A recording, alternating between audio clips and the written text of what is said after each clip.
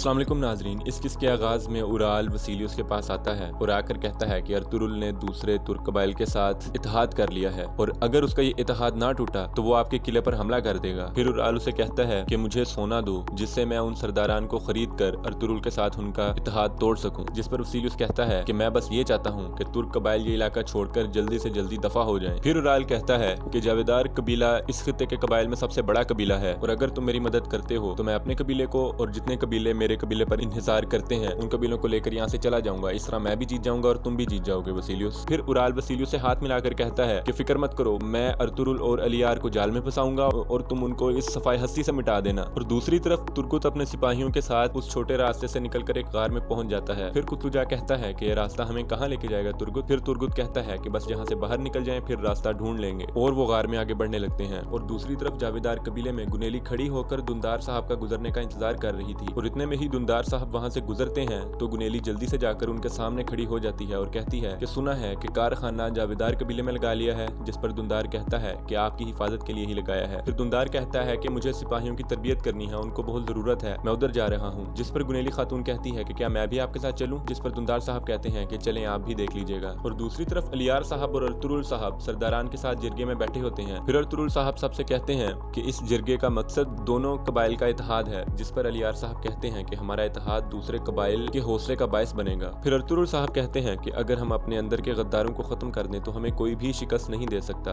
और दूसरी तरफ दुंदार साहब गुनेली खातून के साथ सिपाहियों की तरबियत की जगह पर पहुंच जाते हैं और दुआन से पूछते हैं कि तरबियत कैसी जा रही है। जिस पर दुआन कहता है कि भाई अभी सिपाहियों को बहुत तरबियत की जरूरत है। जिस पर दुंदार साहब अपनी तलवार निकालकर सिपाहियों को मारना शुरू कर देते हैं। जिस पर अब्दुर्रहमान और दुआन आकर कहते हैं कि भाई अभी इन पर इतना जोर ना दें। जिस पर दुंदार साहब कहते हैं कि अगर हमने अभी कुछ ना किया तो जंग में मारे जाएंगे। फिर एक सिपाही आगे होकर कहता है कि ये ठीक नहीं है, हमारे सालार कुतलुजा ने कभी हमारे साथ ऐसा नहीं किया। और दूसरी तरफ अर्तुरुल साहब कहते हैं कि जब हमारे दुश्मन हमें मार ना सके तो उन्होंने हमारे अंदर गद्दार छोड़ दिए और हमारे अपने लोगों से ही हमें मरवाना चाहा और हम ऐसे गद्दारों को कभी भी बर्दाश्त नहीं करेंगे। क्या आप हमारे फैसले से मुत्तफिक हैं। जिस पर सारे सरदारान रजामंदी का इजहार करते हैं और इतने में एक सिपाही अंदर आकर कहता है कि बाहर सिपाहियों की लड़ाई हो गई है। और दूसरी तरफ तुर्गुत अपने सिपाहियों के साथ गार में से बाहर निकल जाता है और उनसे कहता है जो हेलेना ने हमें बताया है वो हमें अर्तुरुल साहब को जाकर जल्दी से बताना होगा। फिर वो अपने घोड़ों की तरफ निकल जाते हैं। और दूसरी तरफ सिपाही दुंदार साहब से कहते हैं कि ऐसा नहीं चलेगा। जिनमें से एक सिपाही कहता है कि आप हम पर जुल्म कर रहे हैं और दुंदार साहब गुस्से में आकर उसे मारने लगते हैं कि अर्तुरुल साहब आकर उसे पकड़ लेते हैं। और दूसरी तरफ अचार साहब तीन सरदारों के साथ खड़े होकर कहते हैं ये अपने सिपाहियों को तो संभाल नहीं सकते और इत्तेहाद की बातें करते हैं, अगर ऐसा ही चलता रहा तो कबीला तबाह हो जाएगा। दूसरी तरफ अर्तुरुल साहब दुंदार साहब से कहते हैं कि तुम्हें इनकी तरबियत करने का कहा था, इनसे झगड़ा करने का नहीं। जिस पर दुंदार साहब कहते हैं कि ये अपनी हद नहीं जानते। फिर अर्तुरुल साहब कहते हैं कि तुम्हें तरबियत का कहा था, इनकी हद बताने का नहीं कहा था। फिर दुंदार कहता है कि आप सारा इल्जाम मुझे ही दे रहे हैं भाई। जिस पर अर्तुरुल साहब कहते हैं कि तुम सरदार हो, तुम्हें इन्हें अक्लमंदी सिखानी है, गुस्सा नहीं, अब दूर हो जाओ मेरी नजरों से और जब तक तुम्हें सरदार का मतलब समझ नहीं आ जाता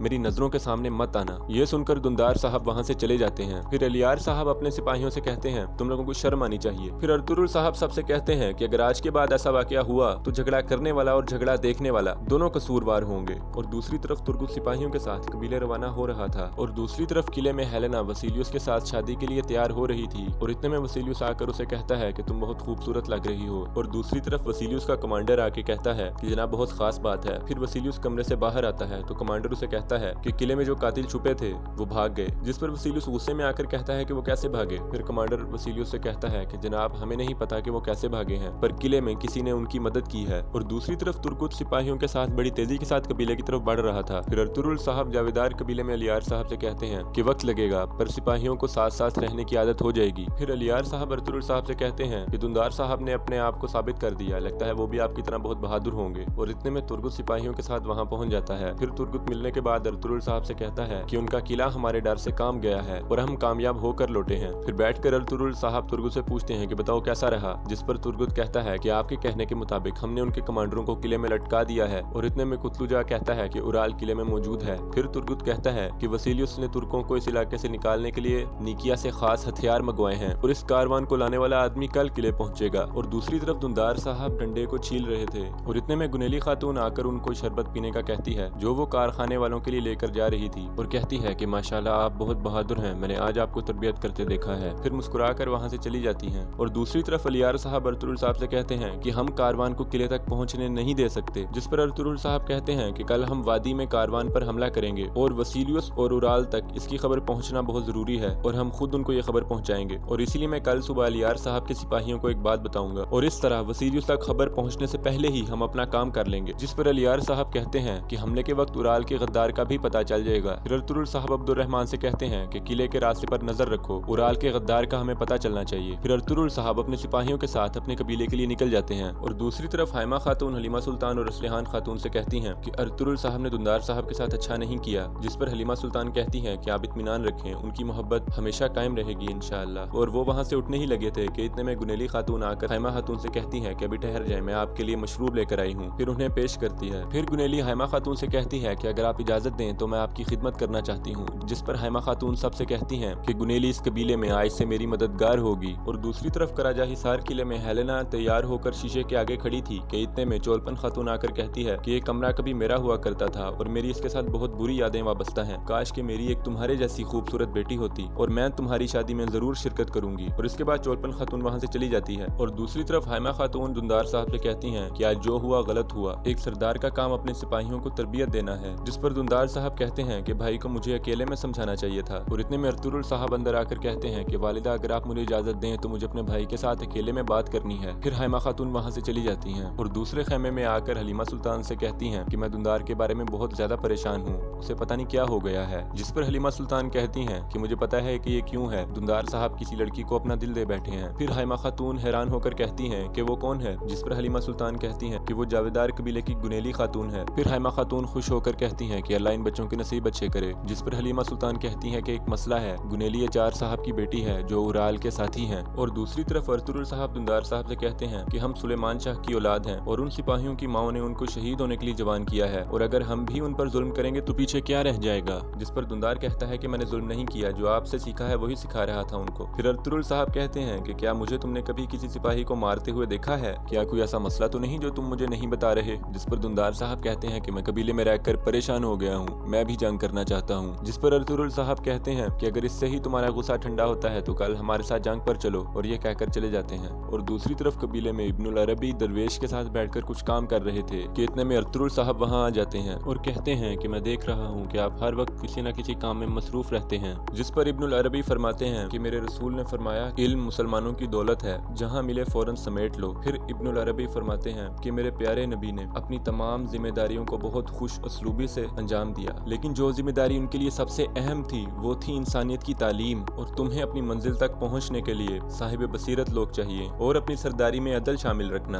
वरना तेज हवाएं तुम्हारे लगाए हुए दरख्तों को उखाड़ फेंकेंगी। जिस पर अर्तुरुल कहता है कि अल्लाह ताला मुझे बसीरत और नजर अता फरमाए ताकि मैं सरदारी का वकार कायम रख सकूं। और दूसरी तरफ गुनेली खातून अचार साहब के हाथ धुलवा रही थी कि इतने में उनका सिपाही आकर कहता है कि अलियार साहब निकिया से आने वाले कारवान पर हमला करने जा रहे हैं। जिस पर अचार साहब कहते हैं कि जल्दी से जाओ और उराल साहब को जाकर इसकी खबर करो। फिर सिपाही वहाँ से चला जाता है और यहीं पर इस किस्त का इख्तिताम हो जाता है।